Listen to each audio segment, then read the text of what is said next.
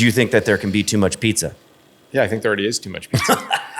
Will there be a bubble? It's happening in Los Angeles. It's happening here. There's a shit ton of pizza. It continues and continues. My question isn't like there is or isn't enough. It's like, what's the point? What are you bringing? I wouldn't open a pizza place in Portland now. I did it up here because what I do doesn't really exist up here. I feed a neighborhood. It's like rare that I get people from other parts of the city. I don't care if anyone comes from other parts of the city. I don't care if anyone ever writes about me ever again. I do almost nothing on social media. I'm not trying to get new people because I don't care. I like feeding this neighborhood. The following podcast is a Pie to Pie production. Every slice tells a story. Flat iron pepper. When you pop these peppers, you are going to know. You can smell it. You can feel it. You can taste it. They are liberating pizzerias from low quality pepper flakes. Stop finishing your pizza with crap. Head to flatironpepper.com and join the pepper flake revolution. This episode is brought to you by Maestro Sausage, the only sausage we use at Hot Tongue. They produce sausages specifically with pizzerias in mind. And you can tell. So if your sausage isn't hitting all the right notes, let Maestro lead the way. Slice is building tools now to support the independent pizzeria, and not just Slice users, but the independent pizzeria industry as a whole. Like us, they are telling the stories of the independent pizza shop owners and ultimately creating tools that help the small guy compete with the big chains. This business can be lonely, but with Slice, you can be in business for yourself, not by yourself. This episode is brought to you by Karen Spring Mills. It's not your average flour. They stone mill everything, which means enhanced flavors, preserved nutrients, and embraces a more traditional, sustainable way of doing things, all qualities that I want in my dough and in my restaurant. They're here to help you bake your best. Better pizza, better future. All right, well, I'm going to open up this with, the thing that I read that was crazy was that at one point you had a truck, you had another spot, not the one that we're sitting in right now. Mm-hmm. But did you start running the restaurant by yourself because of COVID, or was it because you wanted to feel the pain and the struggle? Both. I mean, I guess the truck started alone. Okay. So I worked alone forever, not for forever, for the first year of having the truck. So when I opened the restaurant originally, it was like pretty much, it was like this more. We had a bigger staff actually. And then when COVID happened, as people sort of slowly left throughout the year, I was like, when my last person left at the end of 2020, I was like, I'll just do it alone. Not because I couldn't, but because I liked it. And the first it was fun to work alone. I liked it. And it was kind of like being in the truck again. It's kind of how it started, even though it wasn't like that long after. So. What? Like working alone as in like, was it more so the fact that you felt like you could do everything yourself, or like that you didn't have to like worry about other human beings, because that's also really tough as somebody that running a business. Like, did you prove something to yourself? Do you have a huge ego? Like, what was it? No, I think I have a very small ego. Yeah. Because you did it for a year, right? I did it for I would say pretty much all of 21. Clocking 100 miles a week. Yeah. About halfway through or so, I did have a little bit of help washing dishes after service. So I would still do the whole service by myself, but somebody would come in. Actually, it was a customer. She was like a school teacher. And she was like, I just wanted to ask you if you needed help. And so she ended up working for a while, but she would just come in toward the end of service to clean, because after like 6 full months of prepping, working service, and washing dishes, it was tiring. Yeah. No, I bet. That's like some Rocky Balboa training shit. Like, I listened to... he dies. I listened to that crazy Sturgill Simpson record. The first one he did that was like, I don't know, it was like loud and kind of electronic. And I would close every single night and I would just crank it up and I would just clean. I wasn't open late, but I'd get home at between 10 and 11, which for me is late. Yeah. But that was, I don't know, it was cool. I had like a good rhythm and I liked it. And, one of the best parts for me about pizza, but certainly cooking wood-fired pizza and certainly doing it alone, is like like it is like it's flow state, right? Especially when you're alone. Yeah. Like that's what you tap into that space. Yeah. And then you sort of, you just do it because there's no other choice. And it was fun. It was fun. And people have always been very gracious at Gracie's. Yeah. Partly because of the neighborhood we're in. It's like, it's almost all regulars all the time. Yeah. So even now, if we take a long time, if we make a mistake, like nobody cares. Like, I don't have bad customers. I get a couple a year. They've been trained well. Yeah. You know, like what you're going to get when you pull up. Mm-hmm. Yeah. And they come all the time. Like we're in a real relationship. Like we've been doing this for 5-6 years and I'm here every night. Yeah. So it's a real, like, part of what I like about it is like it's a real human experience, whereas so many restaurants are not. Yeah. Like, so many restaurants are built. Everyone says like, we want you to feel like you're home. You're in my home. But no one ever treats anyone like they do when you're in their home. Like if you fuck up at home, like making dinner, you don't like, you just like, you say you're sorry or whatever, you know, but it's like, it's not, you don't have to, it's not that you don't care if you mess up for someone. And obviously there's a difference when someone pays you and whatnot. I'm not discounting that, but like there's a way to do it in a way that's like honest and gracious. Yeah. And if you give to them, they'll generally give back to you. Like it's really reciprocal. Yeah, it's good. It's good you had good customers. I like that notion of like acting like this is your home. And a lot of the times running a restaurant, it feels like your home because you're there so much.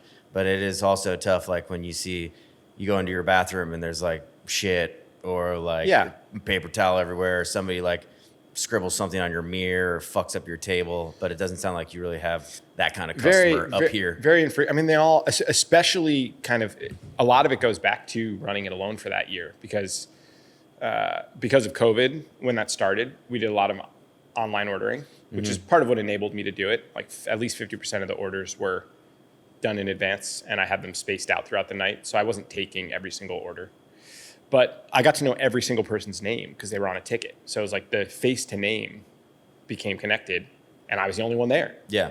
Plus you have to be an absolute psychopath to like be mean to the person who's working entirely by themselves, even if it's their choice.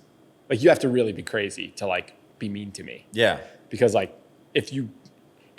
there's never a moment of like, is he not, you never question if I'm like working hard, right? Yeah. Part of the problem when like a food takes long or something is like the customers often like start judging or thinking, assuming and everything. Assuming you're not working Yeah. or you're whatever the case may be. But in this case, when you watch me like sprint through the dining room and out through the patio, you know, I would chase people down the street if they forgot something with pizzas in the oven. Like, you know I'm working. Yeah. And like I think people are ultimately actually like not nice. So like if you see someone working really hard, like you're probably not going to be a jerk to them. Yeah. You said that people are nice, right? Yeah. Or not nice. I think people are good. Yeah. They are good. I think most of the times when like they turn bad or evil, it's usually some other circumstance outside of your realm that's probably destroying their psyche for the day. Yeah. Because you can always just have a shitty day. Yeah, and like here it happens. Like, and I'm honest with people. Like people walk in and they say, "How are you?" And I say, "How are you?" And like we tell each other. Yeah, if I'm having a shitty day, I'll say like, "I'm kind of having a shitty day," or like, "It's really hard in here tonight." You know, and like that's like nice. That's very opposite how almost all restaurants, you know, is kind of like putting on this like veil of everything's okay. Yeah, and it's like some days are. I mean, you shouldn't like. I don't like cry to them, but like you can be honest with them. Like, oh, my kid's sick. I didn't sleep at all last night. Yeah. Or just those kinds of things. Even when I had the kid, like I closed for 2 months and people were like, nobody cares at all. People always ask me like, don't they get mad at you for not being open or closing? And I was like, no, they just ask where I've been or what I've been doing. Or tell me they miss me. I think to that, like we probably put so much more pressure like on ourselves, feeling that like we need to stay open for and like to get into like your hours or you closing for 2 months or like you running things exactly how you want to. I think that like I come from restaurants that I worked at where it was 7 days a week. Those hours never change. Yeah, me too. You never stray. You always have enough dough. Like you sell. We kind of got into this with Miriam from Yums, is that she has a set number of dough that she's going to have so that she can really know her pars, know her ordering, and like that's going to be it. She's going to sell out. Or like you are going to be open for 9 hours or you're going to close for 2 months. Was that ever hard for you to do? Was that always going to be your plan? Like, I'm going to work this much. This is how much money I need. I don't need to go over that. Always the plan. From Jump Street, and starting in the truck was also awesome because trucks are inherently like really modest. It was bizarre work. I always said like one third cook, 1/3 business owner, 1/3 carny. And so it's like 1/3 carny. Yeah. Because it's like a crazy world. Yeah. Especially being mobile in my crazy little tiny truck that I had. It would break down all the time. Like it was a wild experience. And like I started really small. Like the investment was very small where I can afford it. There was never a world where I was going to go into debt. Like when I opened the truck, it was like, if this thing totally flat out fails, I'll just pay this tiny loan that I have. I'll get a job and I'll pay this loan. Yeah. And then like the first restaurant was the same thing. It was like a marginal increase. This one was a marginal increase.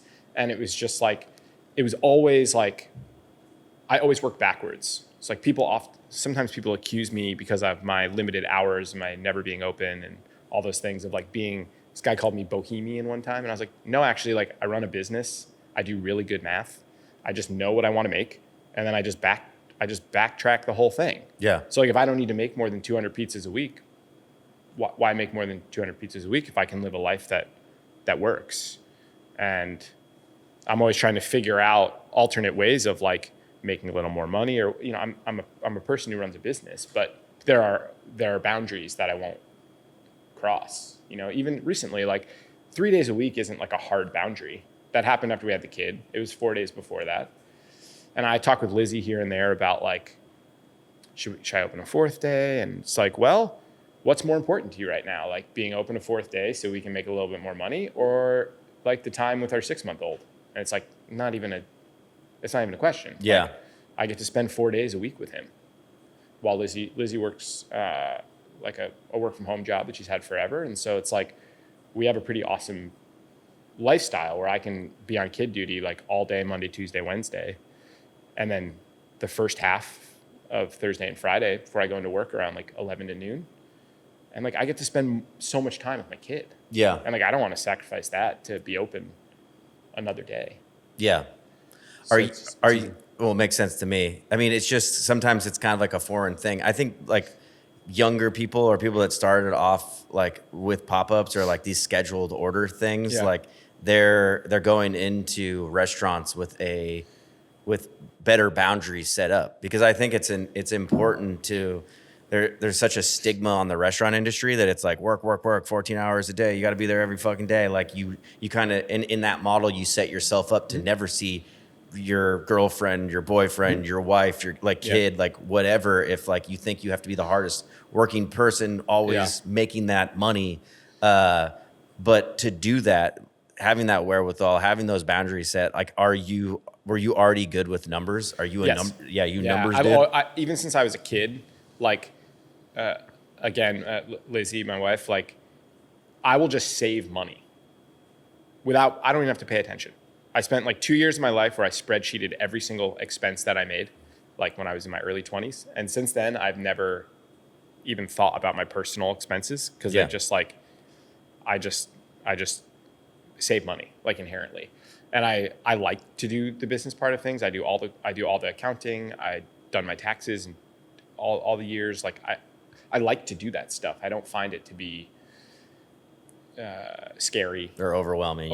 It was scary at first, but then you learn how to do it, and that keeps me really connected to like also what's happening, right? I don't really even track things super, like I do for tax purposes, but like I don't like pay attention to the super nitty gritty of it. I'm just like pretty good at it, and I know the framework that works.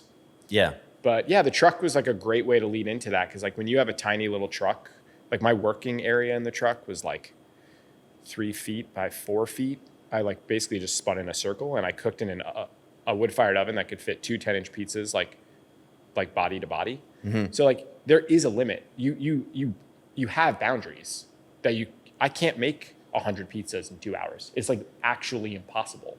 So you just figure out what you can make, you know? So that might have helped. Like the fact that the truck was limiting in a way, it kind of helped you stay. Yeah, like I think this is what I can do. I'm okay with doing this as long as I do this. Yeah, we're good. It was a great way to certainly to start. Yeah, I definitely had gigs that like went beyond limits, and I had to figure out how to troubleshoot to get around those, whether that's par cooking stuff or what can I do. But ultimately, it was boundaried, and that really helped. And I just knew too. Like I started cooking very young when I was like 19 or 20. Yeah, and I opted out of that really quickly because I knew very early on that like that's not a lifestyle for me. I worked 12-hour days, 5 days a week. It sucked. Yeah. And after 2 years of that, I was like, this is not, like, I have to figure something else out. And that's when I kind of diverted my path, like, into other avenues of food that allowed me to live a much more, like, relaxed lifestyle. I'm also a morning person, so, like, working until 1 a.m. just doesn't work for me because I'm up at 6 o'clock in the morning all the time. Pre-kid, doesn't matter. I've been using Karen Spring flour for years now. It's been a complete game changer. It comes from an incredible mill in Washington State where they stone mill regeneratively grown grains into some of the most flavorful flour I've ever worked with. They stone mill everything, which means enhanced flavors, preserved nutrients, and embraces a more traditional, sustainable way of doing things. You can feel it the second you open the bag. It's not your average flour. It has color. Do you ever look at a white dough ball? A white dough ball makes no sense. Grain is not white. Open up a bag of Karen Springs and take a look at Mother Earth. Karen Spring operates a social purpose corporation. Legally, they're prioritizing impact over profit. That's pretty powerful. Whether it's your main flour or you want to just blend it, using Karen Springs is going to introduce new flavors you've never tasted before. It helps reshape the food system one bake at a time. We choose Karen Springs because we believe that great ingredients are not just a tagline, it's a commitment. And yes, it does cost more, but like anything worth doing, you get what you pay for. Our dough program is the foundation of what we sell. It's my calling card, and it starts with great grain. Be part of something better. Really use the best ingredients. Karen Springs isn't just flour. It's a belief in the makers, the millers, and the movement. Use code PIE2PIE for 15% off your first order at KarenSpring.com. What was it that like diverted? Like, what was it that it gave you that flexibility earlier on? Was it a different job? No, I just quit my job. Okay. I just quit my job and I woofed. It's worldwide opportunities on organic farms. Yeah. I just like traveled around Italy for 3 months working on farms and eating ice cream. And is that when you fell in love with like ice cream, or did you always have an affinity for the cream? No, that was definitely the most fun. I was with a girlfriend at the time, and like it was bonkers. Like we were just eating ice cream every day. Finally, like a month in, we were like, we have to start splitting like we can't each get ice cream. We have to split the ice cream, and it was just like pistachio. Yeah. But that's where I fell in love with when I got back from Italy, I actually that's when I kind of moved into the coffee world. The coffee in Italy, in my opinion, as a person who tastes things, is the worst ever. But culturally, it's so fun. Like, there's nothing more fun than being in an espresso bar at like 10 o'clock in the morning in Rome, and like the bar is like 10 deep, and you just like, you pay your fee, you get your ticket, you walk up there, and you're like, senza zucchero or zucchero, and that's it, and then they just give it to you, you take it, and you leave. It's so fun. So that kind of like, when I came back, that kind of diverted me into like working in coffee and working with farms. Do you do coffee here? I don't. Would you want to? Nah, nobody would buy it.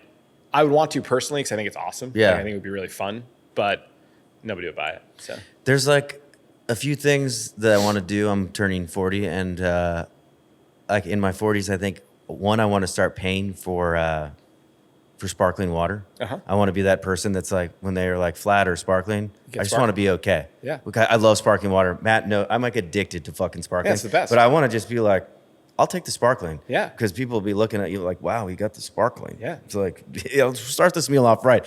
So I want to start a meal off with sparkling Beautiful. water, and then I want to end every meal with a little espresso. I want to be that guy. You can be that guy. You know what I mean? Like, I feel like that's big boy shit. It's like, wow, that guy is cultured. He drinks sparkling water and espresso. Yeah, it's fun. I mean, they're both awesome. This, I might finish every meal with espresso because it's a little too late in the day for me. it is, but I'll just do it. Yeah, just to Like, do it. living La Vida Loca, dude. Yeah. Dolce Vita, every It's nice. meal. Get an espresso machine. Yeah. We have an espresso machine. Beautiful. Obviously, I'm drinking some of the best here. Yeah, finest. I mean, coffee, like we were talking about, like how much pizza there is. Coffee is one of those things. I mean, there's a shit ton of coffee just in the area that we're at in Portland. Yeah. Do you think that there can be too much pizza? Yeah, I think there already is too much pizza.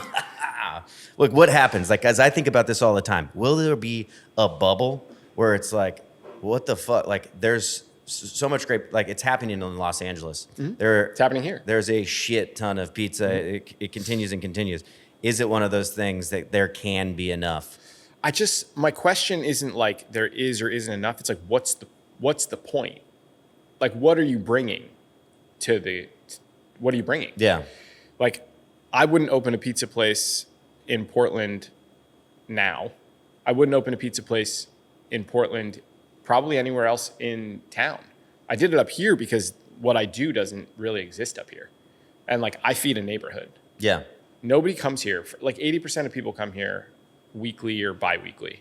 It's like rare that I get people from other parts of the city. I don't care if anyone comes from other parts of the city. I don't care if anyone ever writes about me ever again. I do almost nothing on social media. Like, I'm not trying to get new people because I don't care. Yeah. I like feeding this neighborhood. And like, that's what's cool about it to me is like, we can make pizza, we can make burgers. It doesn't really matter. I mean, I like making pizza. It's fun. But I just wonder what's the point of having, like, the things that I do and that a lot of us do are just not that novel anymore, right? When I opened Gracie's, I could be wrong about this, but I think like me and one other place in town used Karen Springs. Now Karen Springs is everywhere. I know. Because they sold to Tartine and then they just went off the map. But like, so that was like, in a way, even just like, I mean, I opened the truck in 2018 and like, it still felt like there was new exploration to be happening. But now it's just like, you know, it's jumped the shark in my opinion. Like, it's just not that interesting. I did this like silly TV thing with Getting Lost with Aaron French. And I remember talking to them and they were like, what do we have to have when we come to Gracie's? What's like your signature dish? And I was like, the thing that's cool about coming to Gracie's is like coming here like once a month, twice a month. You see my kid, you know me. Like, that's what's cool about the experience. It's not the pizza. When someone comes here from across town, I'm like, why did you come here? Like, you could get pizza. I could list the places for you along the way. Yeah. And you traveled like 30 minutes across Portland, which is like far for Portland. I was like, it's probably not even it probably won't even live up to whatever you're expecting. Because what's special to me is the experience of like being here. Yeah. You know, and like seeing how things change, how the dough changes, how the menu changes, like how the space changes. How your life changes. How my life changes. Like, now I have a kid, huge thing, right? Like, Yeah. It was such a pivotal moment, obviously for so many reasons, but like, these people are along for the ride. And now we have like so many families that come in here more than ever because they know I have a kid. Yeah. And we were always being kid friendly, but like now it's like there's a special bond. Yeah. Because you're in a special club. Yeah, you're in the club now. I mean, it was the same thing for me. You get such a different perspective. I always like put it in in a way of like going into a library and then realizing like there was a whole section in there that you like Sure. never even went down. Yeah. And there's all these new things and having a perspective of having a child and watching one grow up. It's like you understand parents that just need a place to like be able to have a meal and like it's okay for their kid to run around or spill Screams, something or break throw something stuff, and like you're totally cool with it. Now it's like once when I was on a plane, like I'd be like, oh my God, all these fucking kids. But now I'm like, somebody's like, it's like, yeah, like why don't you fucking try to go on a 4-hour flight with a kid, you asshole? Like shut the fuck up. Yeah. We're Like, going on our first flight in 2 weeks and it's like, are you guys going to Connecticut? we're going to Philly. Okay, dude, yes. That's 5 hours. Yeah. With like a 7-month-old. Yes. Hey, a lot of toys, a lot of and Yeah. hopefully some sleep. That's the hope. Yeah. That's what's cool about it. Is like it's the experience of it being like a real place where like you can come here and you can be you and we can be ourselves. I don't make people that work with me like do anything other than just be who they are. And you can eat good food.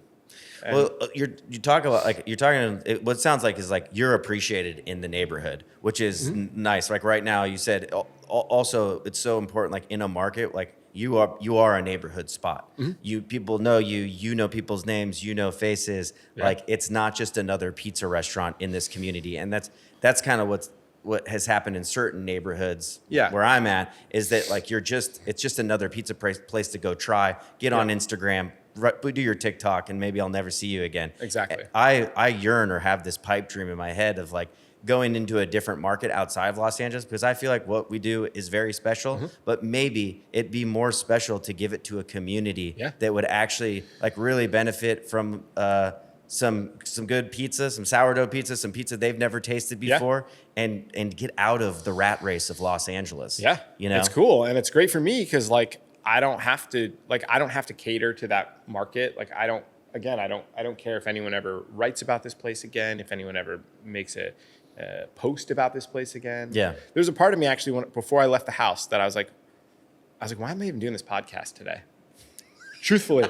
And here's why. Because I was like, I'm going to go to work. Yeah. I'm going to like, we got the kids. So I'm like timing when I come here. I'll come mix the dough. I'll try to get some other tasks done. I'm going to end up being here for like 5 hours. Yeah. That's not in my normal routine. Usually I come in for an hour and a half. And I was like, why do people do these things? Like, I know I'll have a good time chatting with this person because I like to chat with people. Yeah. But like, why do people do podcasts, right? And like, I don't give a shit if I have content. Like, I really don't. So it's like, is there like other than just like to sit and talk with you for a couple hours, which is fun. Like, there's always the question of like, what is the point? And maybe that's the point, and maybe that's fine. But yeah, it was like before I came here, I was like, man, like, what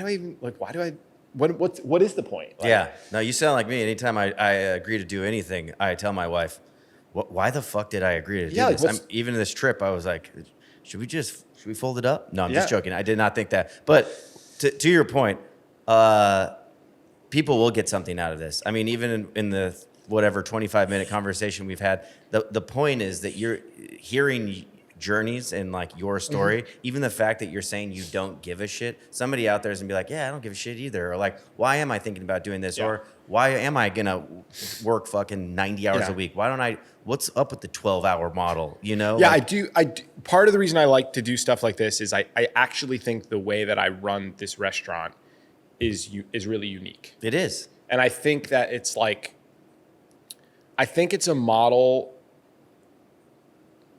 I mean, part of the reason for doing this, to answer that question, is like, I'm trying to figure out how to share the model that I use with people because it works. Like I make enough money to live. I'm like a pretty modest person. So like I live a pretty modest life, but like we make enough money to live nicely. I enjoy my work. I have like a lot of time outside of work, a lot of time at home, a lot of time with my kid. And it's like the people that work here love working here. No one ever comes in like unhappy. They're all happy to come in. Everyone works like a day or two a week, a few hours a week. And they're all like super happy to be here. So it's awesome. Like I look forward to them coming in. Nobody's coming in on the back end of their 40 hours when they're like, we've all had jobs working 40 hours a week. Yeah. And it sucks. And like everyone comes in and they're like, what's the pizza today? Like they all go in the ice cream freezer immediately and like taste every ice cream because they just like want to know what's there. Yeah. And so it's like it's been a revelation in like a different way that a place can operate. And it's just important to know that you can operate this way. I mean, and so right now you're open from 5 to 8. Yeah, 3 days a week. 3 days a week. And do you do resi or is it like first come, first serve? Like it's just nothing. We just open the doors. You just open the doors. Yeah, I do a little bit of online ordering through Square. Yep. I don't really want to put food in boxes, so we limit it to like one order per 15 minutes. So we can't do more than whatever. I think because you can't do the first 15 minutes, we can only do like 13 orders a night or something.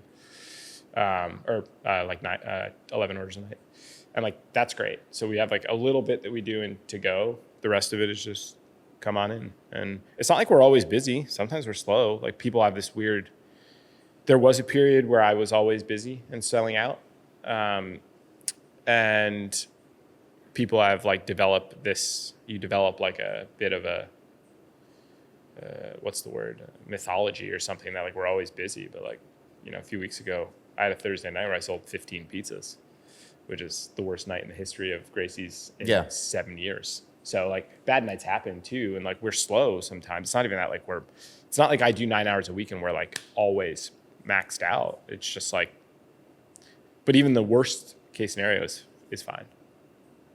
And so it's cool. I get to work a nice life. I'm home every night by 8:30.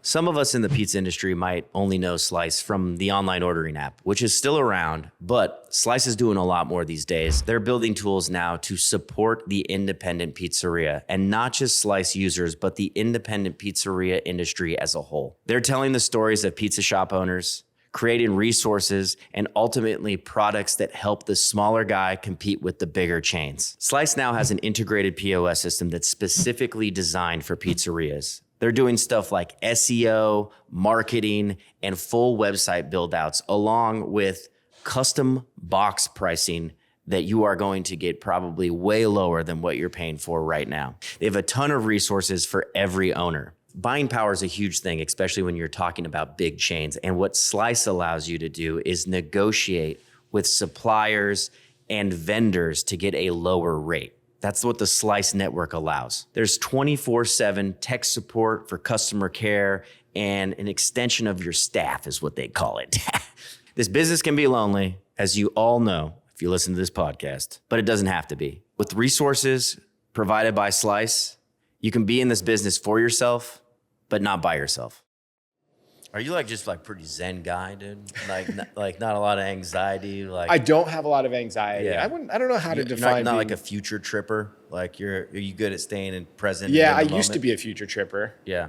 I don't really do therapy anymore, but I did therapy for a while, like 6 years when I moved here, 5 or 6 years. And like, she really helped me I never was high anxiety, but I was always like I can fall into like optimization and being like growing and being better. But I just learned that it's not worth it for me. And it was like much nicer to like not always be thinking about the future. I used to be a future tripper, but now I'm pretty good at just like staying where I am. Yeah. And like being patient. Like if I'm thinking about a big decision, like I'm very patient. Whereas like even if 5 years ago, like if I would just want to do it. Yeah, I'm very impulsive. Yeah. Are you still in therapy? Not anymore. Nice. I just got bored. Yeah? Like a lot of, like 6 years? I just saw the same person for a long time. Yeah. Like, it hit a point where it was like, I think I'm pretty good. Yeah, I'm like feeling good. I feel good. And like I miss hanging out with her. It was like fun. She was cool. But like it hit a point where it was like, oh, we're not going anywhere. Like, you know me. I just say the thing. It's like I just go there to like, I could just tell a friend the same thing I tell. Yeah. But it was really valuable for sure. Yeah. And helping me like learn to like slow down. Yeah. And I just like it. It's a nicer way of being alive. Yeah. But yeah, it's been cool. It's helped me it's really helped me a lot with this place to just learn how to like also accept what it is. You know, like every once in a while I want to do something new at Gracie's, whether it's like make something different and I'm like always keeping it in the mindset of like what do the people that come here want? You know, do they want this extra dish that I might make? Because like I used to make more food here that was like not pizza, the old shop, but like people don't really, that's not what they come here for. So then the question becomes like, again, like kind of like, why am I doing it? Yeah. And like I always ask myself the question, like when I make a pizza, when I make a dish, like why am I doing it and who is it for? And if it's for me, that's not like inherently bad. It can be for me. But if it's only for me and my ego, then who fucking cares? Yeah. You know, and if like people don't really want that, like, does it matter if I make this like cool dish so I could like take a picture of it and post that we have this cool dish? And am I really doing it because like, why am I doing it? You know, and it became easier for me to be like, oh, I'm just doing it for my own ego. Yeah. And so like, I just stopped doing it. And if it's a cool dish and I want to make it, I'll make 10 of them or something, or I'll make it at home for my friend. But it was a lot of like questioning of that, of just like, why am I doing the things that I'm doing? And figuring out who it's for, you know? Well, I think there's like a dangerous spot when cooking of getting especially with pizza, going too far down a rabbit hole where it's like you are cooking for your ego or yourself. You're making things harder or doing things because you think you're supposed to, or that they're cool, or like it's high end or whatever it is. Sure. Or it takes a great photo on Instagram, but then no one really buys it, and like. And then what'd you do all that work for? Kind of destroys you. It's really expensive. Yeah. Like if anything, I've been on that journey just to basically go into straight minimalism. Exactly. And try to just don't fucking try to reinvent the wheel. Just try to make a great cheese pizza. When everyone can do that, we'll be fine. Yeah, exactly. And it's the same with like process too. Like I'm very much, I'm always like taking every process and stripping it down to its most simple form. And I challenge everything. So like whether you learned however one learned how to make dough, you learn all these crazy, stupid rules. Yeah. And then I'll just question, like, is that rule necessary? Yes. And for a week, I will use that rule or not use that rule. And I know I'm like skilled enough to make it work no matter what. And then I can determine if it's worth it or not worth it. And so then it's like, oh, do I need to like tempt my dough every time? Nope. Do I need to do like all these extraneous tasks? No. Yeah. You know, and also pay attention. Like the danger of the other side is that you get complacent. So you also have to watch for that, right? Like I don't want to get complacent. And I'm still learning. The other day, a couple weeks ago, I just learned like 2 like crucial things about the way I was mixing dough, and I made changes and like huge improvement. Yeah. So it's not that you want to be complacent and set in your ways, but you have to really question, like, is the extra work that I'm doing, like, not in money, but like, what is its return on investment? Of time, of energy, of product, of process, or whatever the case may be. And like, how can you strip that thing down? Yeah. Are you the only one making your dough? Yeah. Yeah. Yeah. Was it a tough transition after working basically for yourself for a year to like bring back a team? And like, was that kind of like, oh shit, like, oops, I gotta do things a little different. When I opened this place, I thought like, I'm going to do it exactly like the old shop. And I'm just going to have a couple people who come in to like finish up service and wash dishes. Yeah. And then like, we were so busy when we opened. And this place is like a little more spread out. And I was like, oh, that model just like doesn't work. Like that model worked in that form, in that place. It worked because I did a lot of online ordering. I hate the online ordering. So like my goal was to do less of it. Yeah. I actually moved just because I wanted to change what happened during COVID. Everything became like online orders. Nobody sat. Everyone got things to go. And I even when COVID kind of shifted away into like a more normal world in like 22, I like couldn't get people to shift out of that routine. Because like when Gracie's opened, it was a place where you came and you sat and you ate. And but I opened in the fall of 2019. So like there was like 6 months of that. And then it became like 2 years of it being this version of like order online, they sell out, it's all in a box. And I was like, this fucking sucks. Yeah. Like I'm going to go open a new place just so that we could start fresh again. Yeah. We sell the same amount of pizzas I did before. It wasn't like to expand or anything. It was just like, oh, I don't like the version that it became. Yeah. But then I was like, I also need help, like, because this kitchen is set up differently and it's more sprawling. And I'm already thinking about, you know, maybe Gracie's 3.0 that would sort of like hybrid back into that form a little bit of like more condensed space, smaller space, less need for people. How could I change the model? So in that way, I'm always like, you asked if I'm like a future tripper. Yeah. And it's like, I'm not a future tripper, but I am always playing around with new ideas to like, how do you get the best version of work for me or for Gracie's or whatever that might be. But yeah, it was a hard adjustment at first and had to train people and get used to having other people make mistakes. Yes. Scheduling. And I'm okay with making mistakes, with people making mistakes. I hate scheduling. Oh my God. I was just writing the June schedule and it was just like a nightmare. Nobody can work. Everyone's gone at the same time. I'm like going deep in my backup list and just striking out all over the place. How many employees work here? I have 5 people. Okay. Everyone works like 1 day a week. Nice. One person That's what I'm talking about. Yeah. You got the 3-day, and they're on the 1 day. Yeah, like one person works just Thursdays. I always have one person who does a heavy workload at 2 days a week. She works Fridays and Saturdays right now. She's awesome. And like usually there's one other person that I lean on. She's like working on the oven.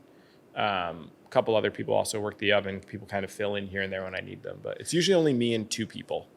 So still incredibly lean. Oh, it's very lean. Yeah.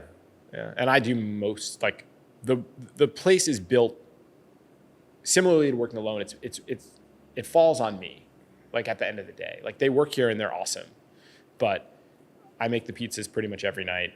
And like, I'm the one that's watching the whole thing to make sure that like things happen well. Yeah. So like there was a little period here where I had one other person who was open a little bit 1 day a week when I wasn't here, but that didn't last super long. Not because she was bad or anything, just like she ended up getting another job, and it just like, this place doesn't work. It's so lean that it's like it really requires me to be the person who carries the brunt of like That work. it being open. Yeah. What brought you to Portland? I grew up in the Northeast, lived in like Brooklyn and Philadelphia and like huge cities, and I moved out here on a whim, pretty much, just to leave the Northeast. And I was working with somebody out here who I used to cook with a long time ago. It was an absolute disaster, so I didn't last long. It was like one of the worst work situations ever.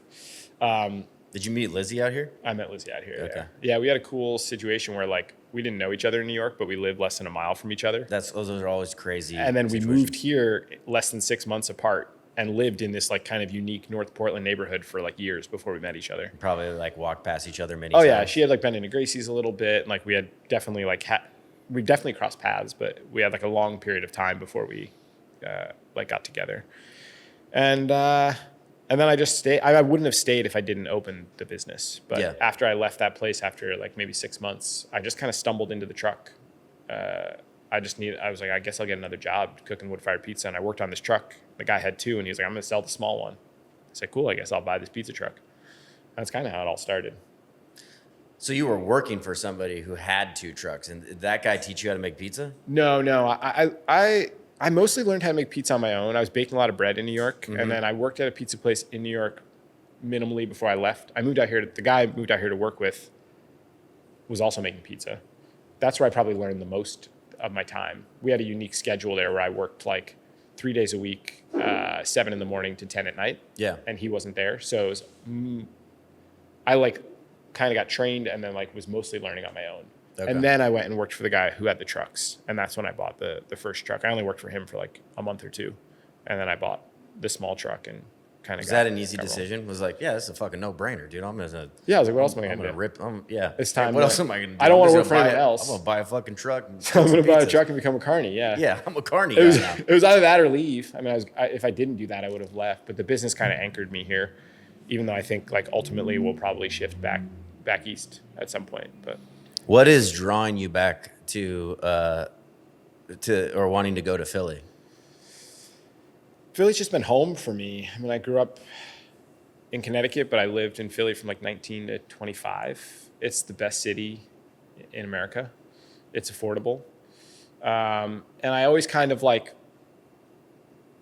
I have a really good friend who lives there who's grew up in that area, and he's lived there forever. I have 2 really good friends, actually. One who grew up just outside of Philadelphia, went to college there, and has lived there forever since then. And like when I was just back, like they have such a deep connection to a place. Like he knows everybody everywhere we go, not in like a cool way, just like everywhere we are, he just like runs into somebody he knows, and he has these deep connections to this place. And there was a part of me the last time I was back there that was like, what if I never left? Then like I would be like I would have that rich connection to that place. And I still feel like there's just like, it feels like home to me. So it feels like there's unfinished business. Do you not have that connection here? No, Yeah. no, Do you hate Portland? I don't think I hate Portland, but like, I I'm a bit of an outsider here, being an East Coaster. Yeah. I mean, Portland's like a kind of niche place, and people are all the same here. People are all the same here. They're very similar. Yeah, they're like there's a very similar vibe here. There's like it's like yes, okay, all right. It lacks diversity of all kinds. Yeah. Ideas, race, like all the things. And I grew up in places that were not. Yeah. Like, so even having a little kid, like I want my kid to grow up around a lot of different people. Yeah. Different ideas and Yes. different, like, I want him to get, like, I want to ride trains. I want to, like, there's something cool. I mean, it's beautiful here, and there's like things about being here that are awesome. Very beautiful. But I don't know, culturally, it just feels like a little lacking to me growing up, coming from the East Coast where like A little vanilla. the culture's rich, Yeah. and like places have been around for a long time. Yeah. And I like the idea of, even though I'm starting later than in life in a way, like of being a place that maybe in 40 years is there. And I just don't feel that here. Like Gracie's will stay open. I won't close it. I have an employee who's probably going to take over it. But Like you'd like pull an Odie and just like move and still run the business. very similar to Odie, yeah. Yeah. Yeah. You'd still have the business. Yeah, I would and keep just it, pay yeah. like a GM like a great amount. Like Yeah, a I great just salary. pay her like, 2/3 of my salary Yeah. to run it. I won't work. I'll make a little bit of money. Yeah. And then, try to do a new version of it. Plus, I feel a little stuck here. Like Gracie's is established and it is what it is. And at the same time as I am very content and I would keep this like it is for a long time, there's also like, I like to crack codes and I like to like solve puzzles. So like, what would be the evolution of this place? And I wouldn't do it here because like this place is what it is and it should stay this way. But there could be a world where it's like, how could it be even more what I'm looking for? If your sausage needs aren't hitting all the right notes, then let Maestro lead the way. Maestro has been working closely with pizzerias for decades. They produce sausages designed specifically with pizzerias in mind. And you can tell their Italian sausage crumbles look like they were handmade in your shop, and they will taste that way as well. With over 80 years in business, family owned and operated, the family is incredible, and so is their product. It's quality sausage with quality ingredients. Click the link in the show notes. A classical masterpiece awaits you. Back to the show. What do you think that like Gracie's 4.0 looks like? Yeah. Would it be a different name? Would it entail the same kind of pizza? Like what would you open up in Philly Yeah. if like you got a Yeah. 1,100 square foot space? You got to tell me right now. Yeah, I mean, the neighborhood, there's a specific neighborhood I'm interested in living and working. It's like Mount Airy. It's kind of northwest-ish broadly. And like kind of taking like the 21 model and like the model I have now and sort of smashing them together. So probably a little bit smaller. Something I never thought is probably not wood-fired. Yeah. Which is the hardest one for me because I love it. Like it's what I had a deposit on a Pizza Master for this place, but I fucking love cooking wood-fired pizza. Yeah. But it's so much harder. Snap, crackle, pop, baby. And it's the thing that stops me from being able to work here alone. If this was an electric oven, I could work alone. Electric ovens are like, I mean, you pop that thing in, you set a timer, and off you go. Easy, dude. Like Everyone with electric ovens, you're a bitch. compared to wood-fired. It's just Wood easy. fire's the real deal. It's just hard. I agree because you're working with a different element fire. So like you're tending to your oven and a pizza. And it's not static. And you have two not static things. You have dough that is absolutely not static. And then you have the cooking. It's actually like, not in a way of like, this is the real thing. It's actually like, it's beautiful and it's fucking dumb. Yeah. Because it's inefficient. Dude, most beautiful things are dumb, you know? Yeah, it's like inefficient. Love, and so dumb. I think in the future, it probably wouldn't be wood-fired. Yeah. Because I want to have it be something I could run closer to alone or with one other person. And this just requires me to do too much. I'd like a smaller kitchen, even though my kitchen's small here. Yeah. Where I could do everything myself. Yeah. And I've always really wanted, and I wanted to do it here, but we didn't for construction reasons. Like, I really want it to be a bar, not to sell booze. I don't care. Actually, in Philadelphia, it's really hard to sell booze. But like, I just love the idea of being like, we have 30 something seats here. I'd like it to be like 20 seats with like 15 of them at the bar. Yeah. Because then you can take the elements I like about this place, the engagement, the kind of like the camaraderie of it, right? But you don't need less. You need a lot less people if you could like, if you could have them in front of you. Yeah. And that experience, like I don't really drink a lot, but like the experience of like being at a bar, whether it's a coffee bar or a, you know, like that, it's fun. Like there's nothing better than going into a place and sitting at the bar. Yeah. And talk, especially if it's at the kitchen and like Yeah. where people actually can engage with you. So I think it would be like some version of that. I think also like just because I've done small pies forever, like larger pizzas. Yeah. I've been cooking like one large pizza a night here just to like get myself back in the stretching is totally different of a 10-inch pizza versus a 16-inch pizza. Man, yes, it is. Especially with the dough I use, it's like very, very delicate. It's not, you can't pull it. If you pull it, you'll just shred it. Yeah. So, Are you doing sourdough? yeah. Yeah. Yeah. And so I think, something, Would you do sourdough in Philly? yeah. Yeah. That's the only way I know how to bake, honestly, since I've started learning how to bake. I mean, I've used yeast a couple times. One time, Odie had a disaster when he was doing a pop-up event, and he was like, Craig, what the fuck do I do? And he just like came over to my house and like something happened with the sourdough. I don't know. And we had yeast packets out, and I was like, I think you could maybe put in this much. We're like mixing the dough on my counter. I think it ended up working, but like that was like the last time I'd even touched yeast. Yeah. So I don't even know how to use it. So it would just be sourdough by virtue of that. I'd love to live above the restaurant. That's like a dream. Dude, you're a fucking true psychopath. Dude, Yeah. Because like I just feel like the farther away you are from your restaurant, the better. Because then you're like living at your Oh, restaurant. I want to live above it. Yeah. I want the kid to be able to just like cruise down the stairs. Oh my goodness, dude. But again, I want to work 9 hours a week, maybe Yeah. less.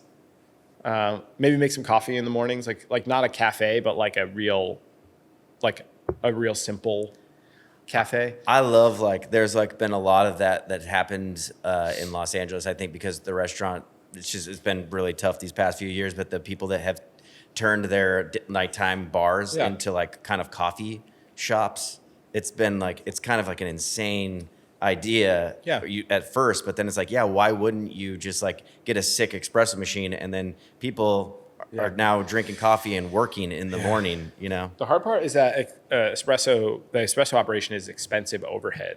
Like you buy an oven and it costs you $20,000 and you can make like anything you want in that oven. And you buy an espresso machine and it costs you $20,000 and you can make espresso and cappuccinos, you know, like, so it's like expensive and I could sell you a pizza for $20 out of my oven. Yeah.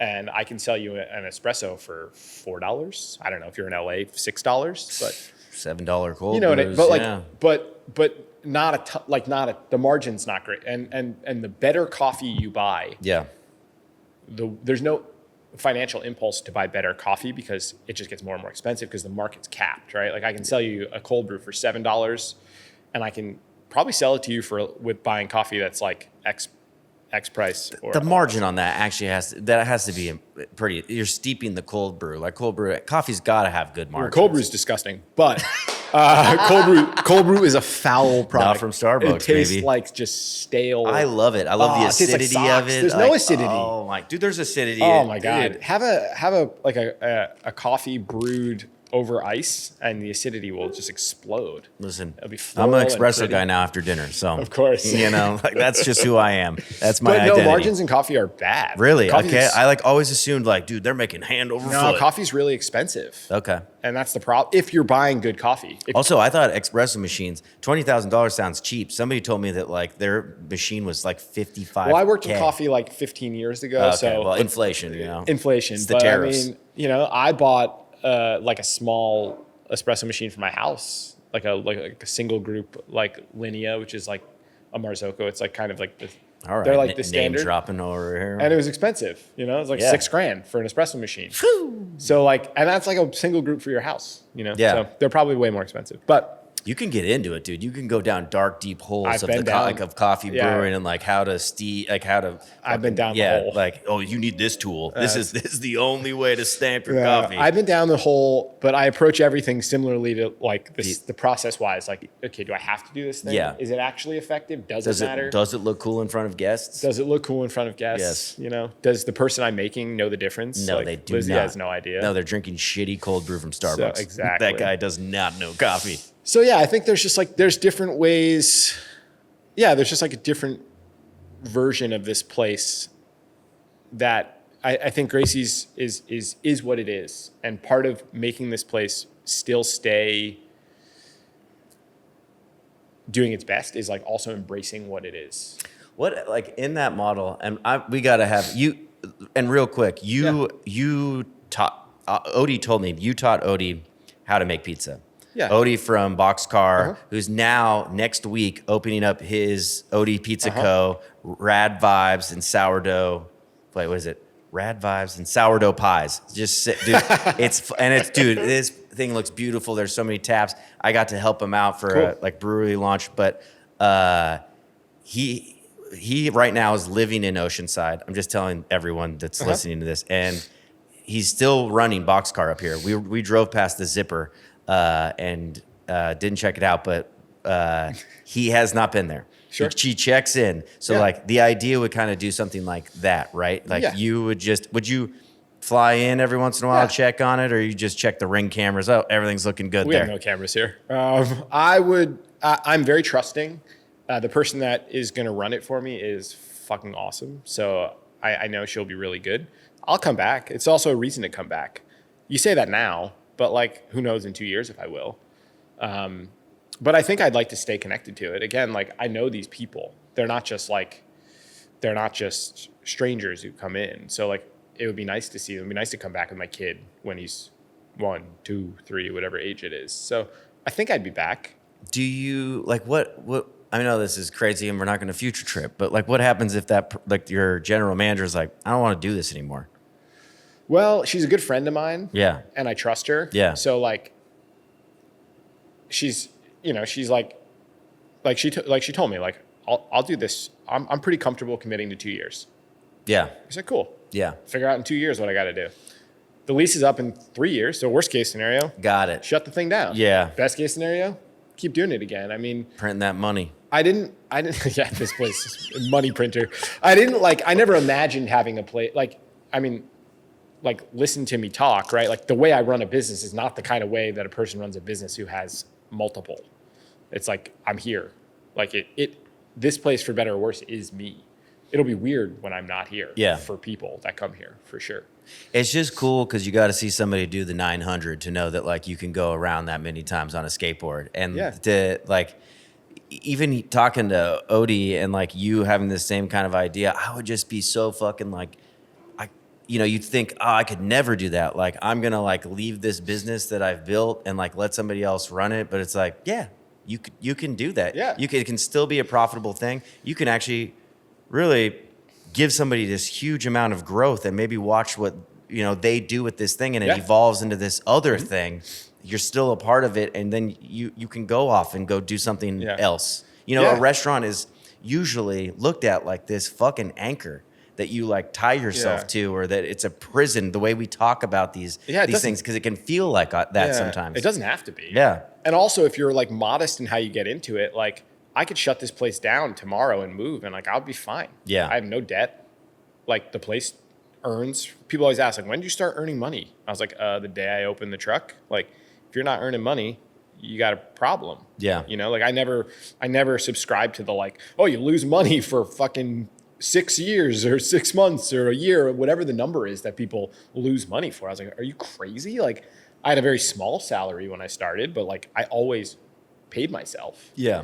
And so like this place, like if you don't get in over your skis, if this place cost me $500,000 to open, then it might be a different story. Yeah. But like I got 3 years left on a lease. If somebody else can run it for a couple of years, then like that's cool. And I'm also okay with like with it becoming whatever it becomes. Like she and I have talked about that. Like she was even like, she's from the East Coast. She was like, I might move back to the East Coast at some point in time. And I was like, cool, maybe we can like reconnect on the East Coast and do something else. Yeah. Like, you never know like what can come of it, you know?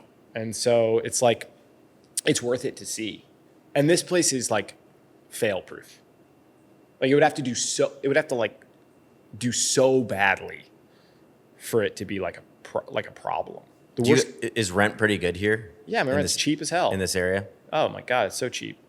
My rent's like nothing. I moved from a smaller space to a bigger space. My rent went down. That's incredible. Yeah. And it seems like you share kind of like a kitchen space with the bakery, but they're only here once a week. Yeah, they're here more than me actually, but we don't. We're friends too, Yeah. so like we like being around each other, but like we don't really get in each other's way. We share the walk-in, so like a lot of costs are more affordable. We did the build out together, so like that helped a lot of the cost, and it's just like a very modest operation. Do you find it as crazy as I do that we put the best ingredients in our pizza, our dough, our cheese, toppings, fresh produce, and then we put pencil shavings on our tables called red chili flakes? What is a red chili flake? We found out about Flatiron premium pepper flakes from a customer who actually brought us some. We were putting it on every slice we ate. It was gold. We were like searching for it like addicts in the back, just like, ooh, where's the Flatiron? Where's the Flatiron? There is no going back. When you pop these peppers, you are gonna know. You can smell it, you can feel it, you can taste it. The 4-pepper blend, which is actually the blend we have on every table at Hot Tongue, definitely has a higher heat level, and I'm a heat guy, if you know what I'm saying. It has the arbol, the jalapeno, the ghost, and the habanero. Spicy. They are liberating pizzerias from low quality pepper flakes. Flatiron pepper, you are going to know the difference. In here, real peppers from Italy. Let's go. Head to flatironpepper.com right now. Use the code pie to pie at checkout. That's pie, number 2, pie at checkout.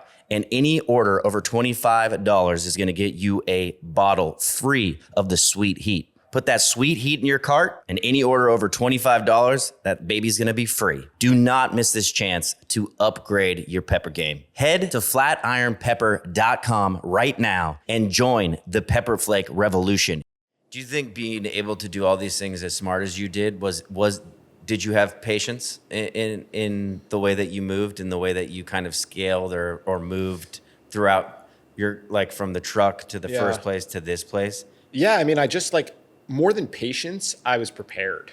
So like, I was prepared even before I was, like people always asked if the truck was a dream of mine. And I was like, no, the truck was the cheapest way for me to open a business. And then from there, it did well enough that like, I was prepared that when like the sort of serendipitous event happened that brought me to that other space, I was like, yeah, I could do this. And then again, when you keep things modest, like I did all the work, like we sanded all the booths ourselves. I hired someone like put up some wallpaper and install an oven. Otherwise, I didn't really do much. Yeah. I remember talking to some friends of mine who are designers, and they came in to see the space. They were customers, and they were like, I was like, yeah, these stools that are in here like kind of suck, because I just like I took over a restaurant that was already there, and I was like, maybe I should change them. And they were like, are you gonna make any more money if you buy this chair? And I was like, and they're designers. And I was like, no, I'm not. Like, nobody gives a shit. And so that sounds like some good advice from designers. I had designers and they're like, here are your chairs. And I was like, is it $300 for all of them? And they're like, no, that's per chair. Well, they were friends. They were just, chairs were. That's fucking per chair? What is that? Chairs are expensive. Yeah. It was crazy. Like things like that in here blew my mind. Like I had the chairs we have because I was like, I found chairs that were like under $100 a chair. Yeah. And I was like, I had already done most of the build out at that point, and I was like, I don't need to spend fucking $5,000 to put chairs in. These are fine. Yeah. It's a chair. Like you can sit in it. I thought about it. And it's like, okay, a lot of people can sit in it. It's got a little flexibility, but like, I'm not spending hundreds and hundreds of dollars on chairs. So like, where is it worth it to spend, to spend money? So I think if you keep it modest, it's really easy to like be nimble. Yeah. And like, one of the reasons Odie's been able to do what he's done is because he kind of followed Odie and I have like almost the same path. We'll diverge where we are now because like he's going for like big time Odie's Pizza Co. Like, let's have a bunch of them, you know, a different vibe than me. But like, I started in a truck, he started in a cart. I found a space that was like, I bought very cheaply and was like very plug and play. He did the same thing at the Zipper with the same landlord in the same kind of place, you know? And then that worked. And he made sure he ran a business that was like modest and made money.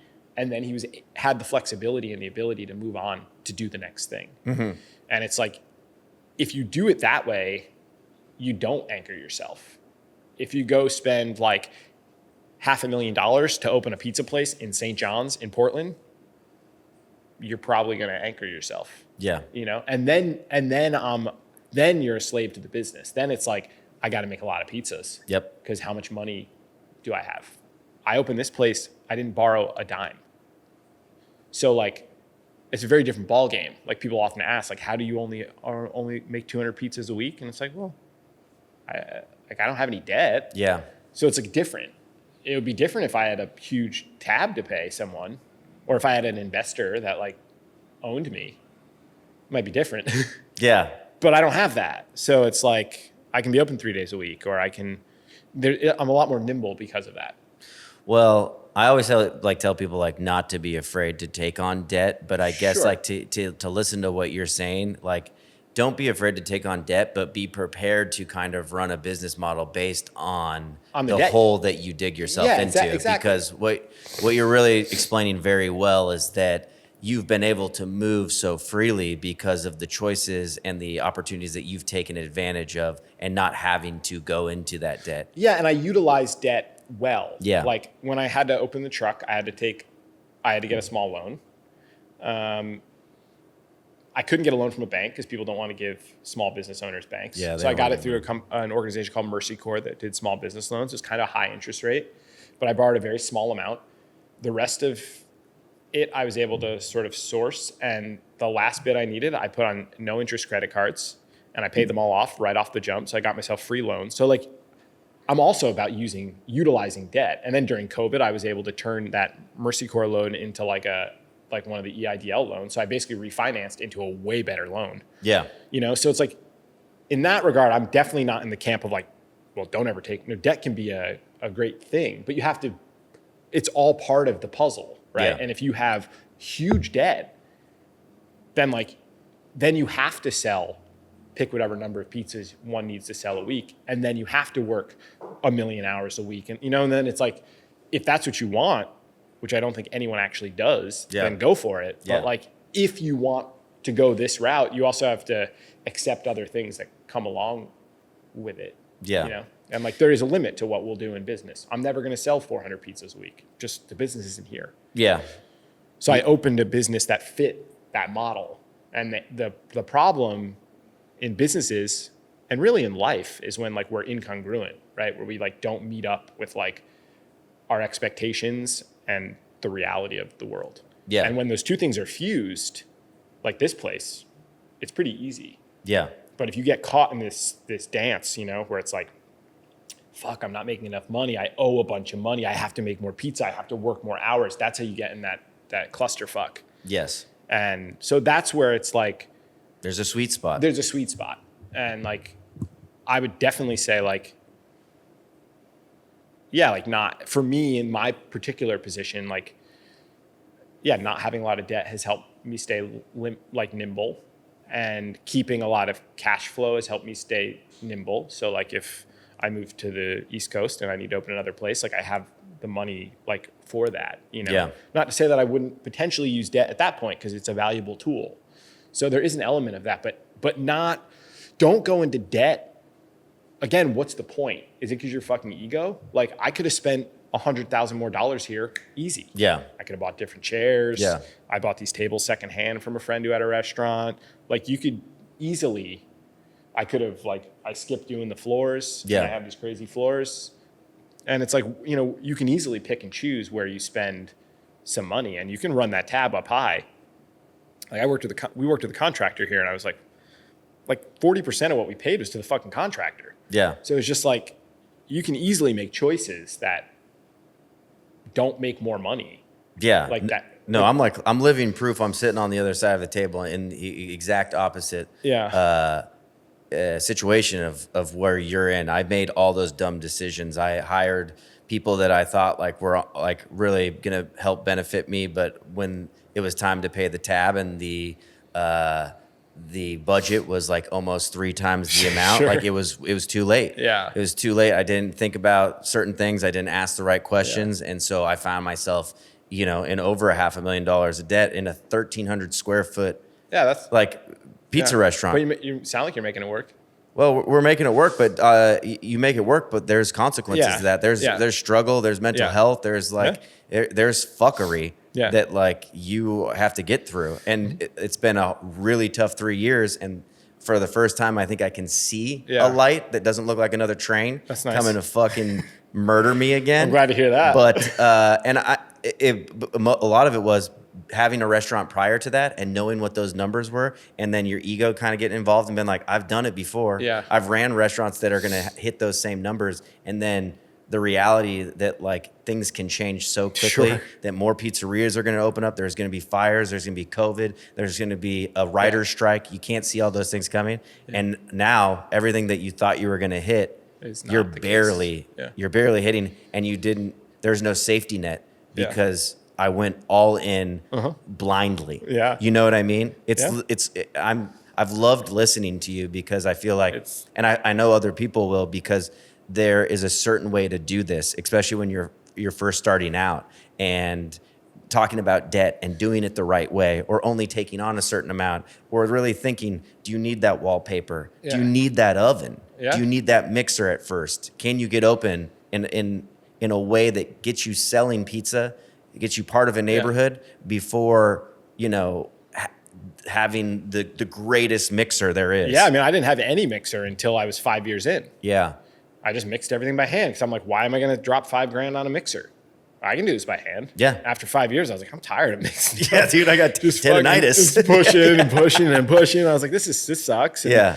I bought like a small, very like much more inexpensive oven at the first place. This place, I wanted something a little different, and I went for it a little bit more and like did something that was an aesthetic choice with the copper that was like also expensive, but they were all calculated, and I didn't start that way. I started in this fucking rinky-dink truck Yeah. that like leaked gray water and broke down all the time, and like and was like not glamorous. There was nothing glamorous about being in that truck, but I did it for a year and it worked, and I was lucky, and a few people said nice things about me. And so I was like, I had a little bit of a following in the way that like when I opened the restaurant, the first one, like people were pumped that there was a Gracie's that they could go to instead of being this like roving place that they had to find. And so it was like, I was patient in that way. You asked if I was patient before. Yeah. And I was like, I was prepared and patient,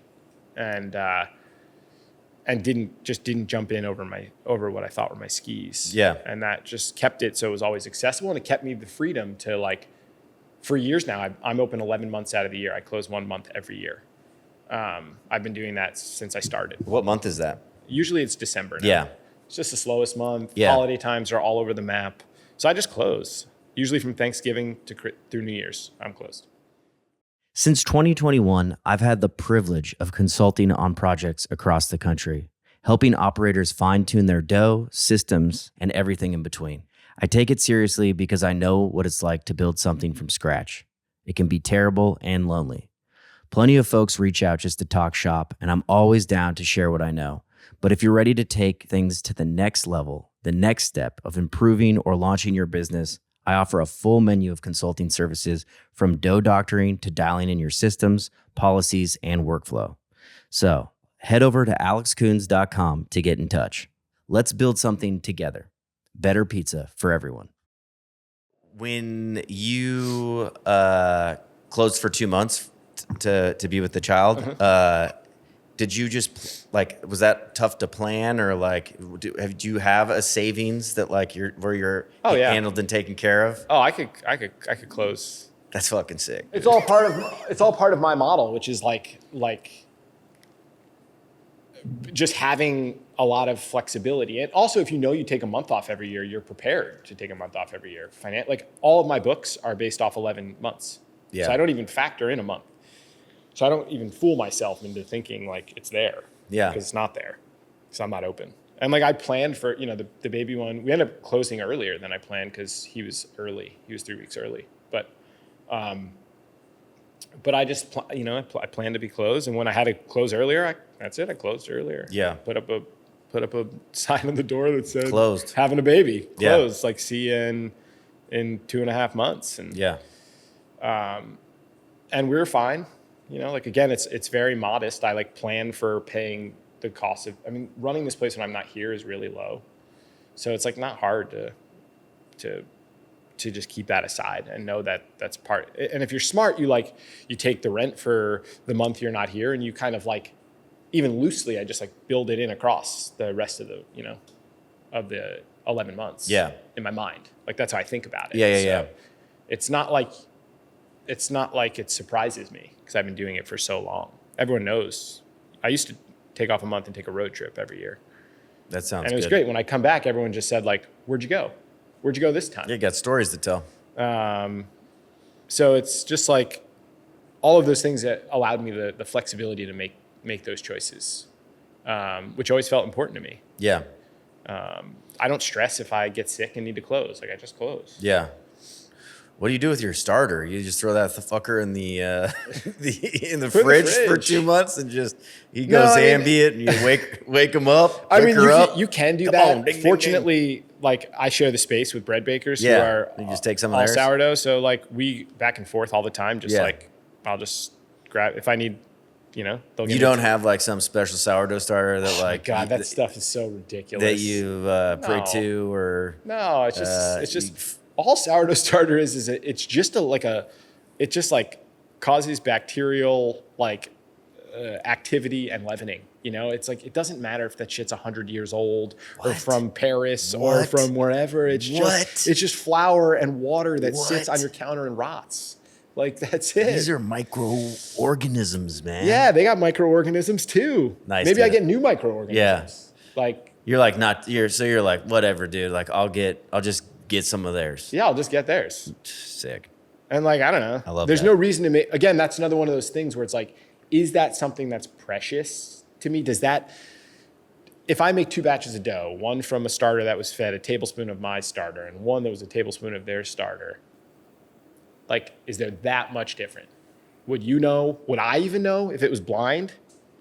If all other factors were the same? I'm like, no. Probably not. No.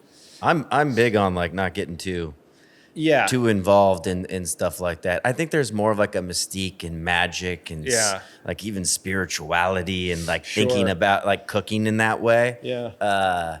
But it's more really like the thought and value that you give to like your starter or a certain product that you use. It's you are deciding that thing has value. People create those kinds of things too for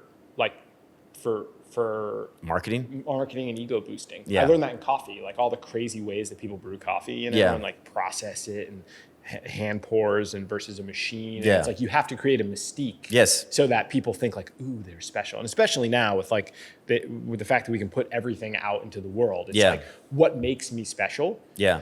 And like, again, this place runs with like, I don't give a fuck if you think I'm special. Just like come here and experience what is special about it. Yeah. And like, that doesn't happen anywhere else other than here. Yeah. So like, I've never been big on that stuff. Same with like, I work with like local farms and all that jazz, but it's like, I don't list that thing. It's like somebody asks like, why is this salad so good? Here's why the salad is so good. Yeah. But it doesn't need to be front and center. It doesn't need to be broadcasted. Like I buy from here and I buy from here. And it's like, I feel like that used to be cool, but like now everyone does it. yeah. I mean, like most things. Because sometimes a newer farm, or it's helpful to have them on your menu. Sure. Just for recognizing that product. But I mean, I don't know if the intention now is it's because somebody actually gives a shit about those ingredients. It's a marketing thing. It just becomes performant. It's performative. Yeah, it's performance. Yeah. And instead of like have a real relationship with your customers, so they say, God, this salad's so fucking good. And you're like, yeah, because this salad comes from Flying Coyote Farm and they're awesome. And they think about like what lettuces are in this mix. And so like you think you're eating a salad that has 5 ingredients, a pickle, a crunchy thing, a vegetable, a dressing, and a salad mix, but the salad mix is like 9 things that are thoughtfully put together. Yeah. So you're eating this like complex thing, but you just find that by asking. Same with the flour. It's like, if you want to know what kind of flour we use, just ask us. Have you ever been up to the mills before? Yeah. You have? Yeah. Have you met Kevin? Yeah. Sick. He loves flour. No, he just he loves, loves grain. He just Yes. loves grain. Like, Yeah. He loves what he does. Yes. Yeah, me and Matt went up there a couple of years ago, and yeah, it's cool. I've been working with them for so long. It's been fun to work with them from very early on in their journey to now, which is like they've exploded. All right, so it's called Gracie's Apizza. Mm-hmm. This isn't a beats, right? It's just a fun pizza. Yeah, it's not. Okay, you're like not trying to do New Haven style pizza. No, Yeah, I didn't no. think so. Anyone who says they're trying to do New Haven style pizza is lying. They're lying to themselves. Yeah, Or to everyone. New Haven style pizza is a thing, is its own thing, and like You have to be in New Haven to do it. it's just like part of it's the culture. Okay. So like it's the experience of being there. First of all, New Haven pizza is also dead because like the places that used to do it really good have all been like Sally's and Pepe's have all been bought and sold to people for like Sally's, which was my spot, and like the Pepe's Sally's debate. They sold like 5 years ago for $2 million. Yeah. And like, kind of like what we were just talking about. No one's buying a pizza place on Worcester Street in New Haven for $2 million to be open 4 days a week or whatever it is, you know, making the amount of pies they make. You're going to expand. And like, once you do that, you're going to just lose the quality. Everything. And that's what's happened. Last time I went there, it was like, I was like, oh, my day, like I was so lucky to grow up when it was still like the real thing, where like the lady who was the matriarch of the family still was there, you know? Yeah, like a 70-year-old aunt is taking care of you. So you're saying that New Haven pizza is dead? Yes. Dude, I fucking love that take. That's New Haven pizza's dead. And anyone trying to do it, first of all, you can't really do it because like it's all coal fired. yeah. And I don't even know if you can I don't know if you can get a coal fired oven anywhere. Definitely illegal here in Portland, dude. I'm they're sure about it's to get illegal. rid of them. They want to get rid of everything. They don't even want me. Yeah. No, they're going to send you back to What Philly. they don't understand is that a large percentage of the electricity is powered by coal. But it's crazy, right? But I don't think you can put in a coal-fired oven No, anywhere. You So can't. So you can't make New Haven style pizza because that's what it is. And that's part of the unique quality of how it's made. So it's like you can try to attain the qualities, but So then, is anyone just trying to do New Haven pizza, just like burning their pizza and calling it New Haven? probably. I mean, Yeah. a huge part of New Haven style pizza is that shit is dark. Yeah, it's charred. And Charred, like- not burnt. Yeah, it's a special thing. Yes. And while I don't make like a beats, like we try to take certain, like the tomato pie that I make is definitely flavor wise modeled off the plain pie with garlic that I ate as a kid all the time. Yeah. And we don't really cook Neapolitan pizza, even though I cook in a wood fired oven. We definitely push the boundaries of color and texture. Yeah. And so it's not that there's like nothing from it, but it's more of an homage to like what I grew up eating. Yeah. I just don't think that, I don't think anyone claiming to make it makes it. And that's fine. It's more just like, I don't even call it, I even hear like, it's like, we would say like Gracie's a pizza. That's like what I call it. But in New Haven, it's a beats. But Yeah. here, nobody's going to understand why, because it doesn't make any sense. Yeah. Do you think that like that New Haven pie is the best pizza in the world? The one that you had as a child? To me, it is. Yeah. I mean, I think that's pizza to most people.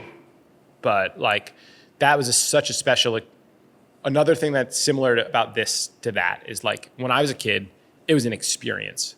You went down to Worcester Street, you got there like 4:30. We brought lawn chairs, we brought playing cards. You'd hang out in that line. You just like, it was a whole event. Yeah. You know, we didn't go all the time. It's not like it was the takeout pizza we got. It was like an event that we did. It was an experience. Every Yeah. time I was back in town, I would go there. We go to Sally's. I forgot the guy's name, but the guy had like the biggest fucking calves I've ever seen in my whole life. Probably because all he did was stand on concrete and hawk pizza, you know? Yeah. And he like was a Yale swimmer and like he was rude and it was awesome. you know? Yeah. And they just got you your I pizza. miss those days. You burn the fuck you out can of your do that mouth. on the East Coast though. What? You can be rude on the East Coast. Like I kind of like You can be rude. I kind of like be like someone when they're rude to me when I'm like in Jersey. Like I like respect it. Yeah, Like that guy just told me to get the fuck out of the get out of the way. Yeah, I Get mean, out of the way. I can be a little rude to people here. Nice. Like not to be mean, but just like I mean, if you're from I was telling you earlier, I feel like an outsider here. Like if you're from the East Coast in Portland, the softest place ever, like if you're definitely, like people know, like I stick out like a sore thumb. Yeah. And I'll tell people like, if people are being shitty, which is rare, I'll just be like you gotta go. Like, Yeah. I don't want your business. I'll give you your money back. Like I don't fucking care. Yeah. We had someone here that came in. It was like the first few weeks we opened, we were slamming busy every day. You walk in the door and you like, if you don't take in the fact that this place is super busy, Yeah. like you're delusional. And she was like getting on a flight. Didn't tell us. Because also if you tell us things, like we're a normal place. If you say like, hey, I got a movie, Yeah. I got a flight, we'll say like, you probably shouldn't be here, or we'll write like movie, 7:30. There's a movie theater right over there. It happens a lot. And we Yeah. try to make sure you get your food.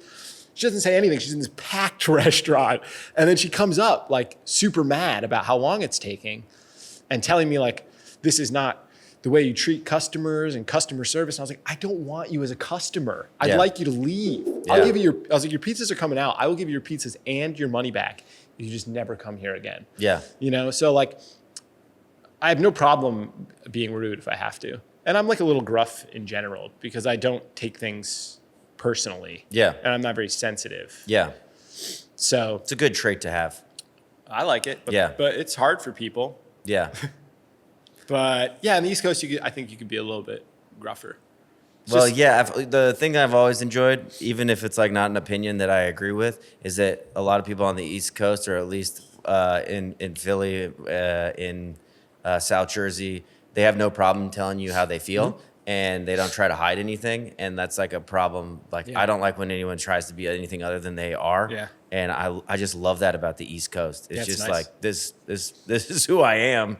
Yep. And if you can like me or you cannot. Or you cannot. Yeah. The best ethos I was ever given was when I was in therapy, and I say it all the time to Lizzie, and she just laughs at me, but what other people think about you is none of your business. Yeah. It's like one of my favorite things. It's like Yeah. my favorite line ever. Because it's like, it's not even that I don't care. It's just, it's not my problem. It's not my business. What Yeah, do you why think about me? spiral thinking about Yeah. that's their. If you don't like me, I don't care. Yeah. If you don't like the pizza I give you, I don't even care. Like I want you to like it because I want you to like it. But Yeah. like it doesn't affect me. And like once I give it to you, it's yours. Yeah. Like people always ask, like if somebody comes up and they want salt or cheese or like I don't fucking care. It's like once you get the thing, I make it to the best of my ability. I hand it to you, and now you can do whatever you can throw it on the floor if you want. Yeah. That gives you pleasure. Yeah. Like that's what it's yours now. Yeah. You know, so I don't in that regard, like it's not that I don't care that they like it. Obviously that's the point. But like I also don't care if they don't. So I just make what I want. Yeah, as you should. And yeah, I like that. And that's also part of the reason for wanting to go back a little bit. It's just like to be around More of that. more of that. Yeah. I miss it. Yeah. Did having a kid like change like the way that you looked at life, work, Portland? Was there, Having a kid, what was the biggest? I mean, having a kid, if you pay attention to the kid and like to the experience of having a kid, it's just like you can imagine what it would be like, and whatever you imagined is so fucking wrong, because like, especially on the first kid, like who you were before and who you are now is totally different. Yeah, say goodbye to that guy. It's gone. Yeah. And what I've been telling people when they ask me about this, or like when I talk to people who are having a kid, if they ask me anything, it's like, have no expectations of what you're going to become and be okay with whatever you become. And if you do that, you will love it and your whole world will just burst open, right? Because you have access to a whole new experience of being a human being that you otherwise can't have access to. Yeah. And it's changed everything about me. And it's made me love this place even more. It's made me realize why this is not the place for us to say raise our kid. Yeah. It's just not the right place for us. Yeah. And it's helped me realize like because Gracie's is such an important part of my life, like, what do I want 4.0 to be like? And that, like, even though there's nothing wrong with this place at all, like, I need a 4.0. Like, I need like the new version that fits, because I opened this before I had a kid, and I need a new version that like embraces who I am now. Yeah. And a lot of things will stay similar or the same. Yeah. But I mean, having a kid is and was just the most incredible experience ever. Yeah. And they change. Again, like you were asking, like I don't know if I know what it means to be a good parent, but it's like, be like as present as humanly possible. Yeah. And be prepared with like whatever happens. Yeah. Because you never know. Like, you never know when you open that diaper, what's inside, you know? Some black goop. And you're like, I didn't even know black goop came out of babies. It's crazy. Yeah, it looks like something from the Avengers. And so it's like, and if you can apply that to running a business, I think like it, you know, people always like to say like, oh, it's like your baby. And it's like, well, it is. And it's also totally fucking different. Of course. But like